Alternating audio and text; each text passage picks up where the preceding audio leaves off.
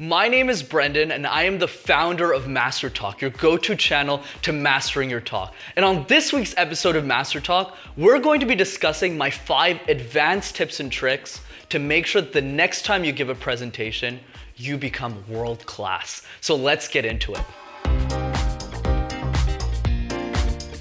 Number 1, master spontaneous speeches.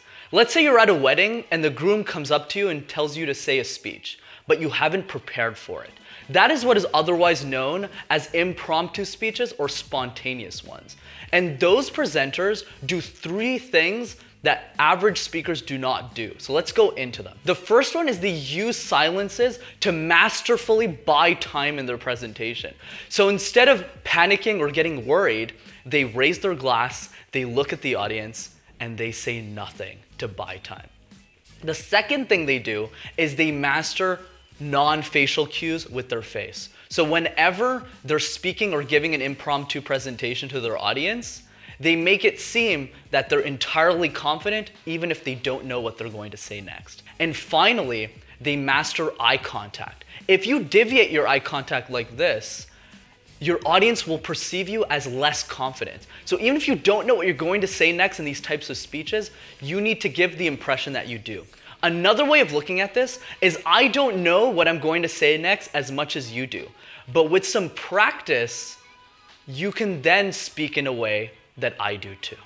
Number 2, master vocal tones. Vocal tones have nothing to do with being a news reporter or a singer, but rather deciding in advance how you want to speak to your audience so that you can enhance any specific parts of that presentation.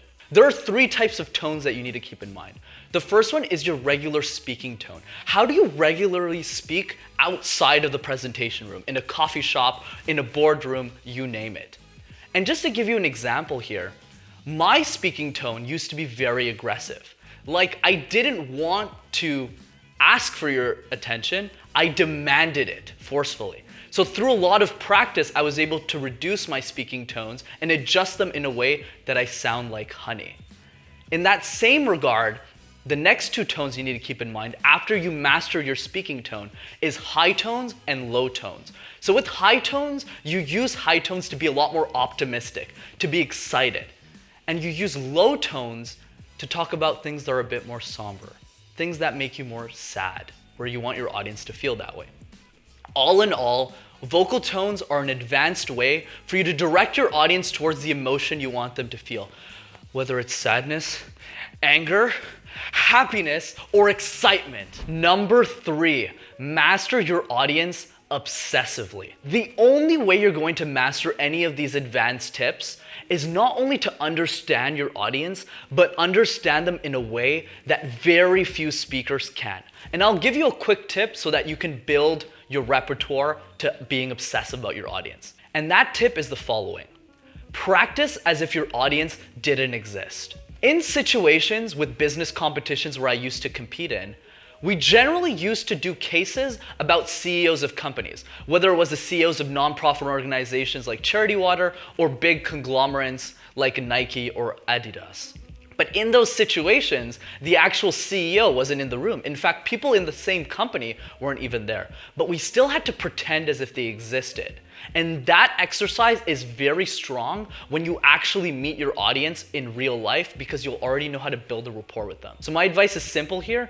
Just practice in front of your friends and family as if they were the actual audience. So if you're talking to the Nike as a company, then pretend as if Phil Knight, the CEO of the company, is standing in front of you or the chairman of that board. Number 4, master pace. Pace in a very short sentence is understanding how you speak already and aligning that with how you present in presentations. So I'll give you the perfect example. Most students make the following mistakes. They present a lot more faster than they actually speak. So if you take the same person that I'm coaching, they generally speak a lot more slowly, or they enjoy their time with me when I'm grabbing a lunch or a coffee with them. But when they present, their mindset is, let me get out of this presentation as quickly as possible. So they speak a lot faster. So mastering pace in a nutshell is simply aligning the way that you regularly speak in your presentation. so that your most authentic self is present in whatever you're presenting. And my final tip is master the unknown, number 5. If there's anything I learned from my experience in theater, it's these 2 things. The first one is to always say yes. In improvisation, whenever something happens on stage, you don't know what's going to happen. You have to use random words from the audience, you have to use random exercises, and you have to use random themes to figure out what your scene is going to be to make your audience laugh. That's why you are not allowed to say no in these types of presentations. You have to just keep going with the flow. And this ultimately means falling in love with disaster. There are so many presentations that I've given where the mic wasn't working, the slides weren't working, the table wasn't exactly the way I wanted it positioned to be. And in that regard, if you're able to change your mindset and fall in love with disaster and getting used to that, I believe you'll be 10 steps closer to mastering your talk. As always, if you enjoyed this week's episode of MasterTalk, be sure to smash that like button and subscribe to the YouTube channel as well to see more videos like this. And I'll leave you off on this. If you know someone that is struggling with public speaking or someone that wants to become world-class, send them this video so that they'll be 1 step closer to mastering their talk. Have an amazing week, everyone, and see you next time on MasterTalk.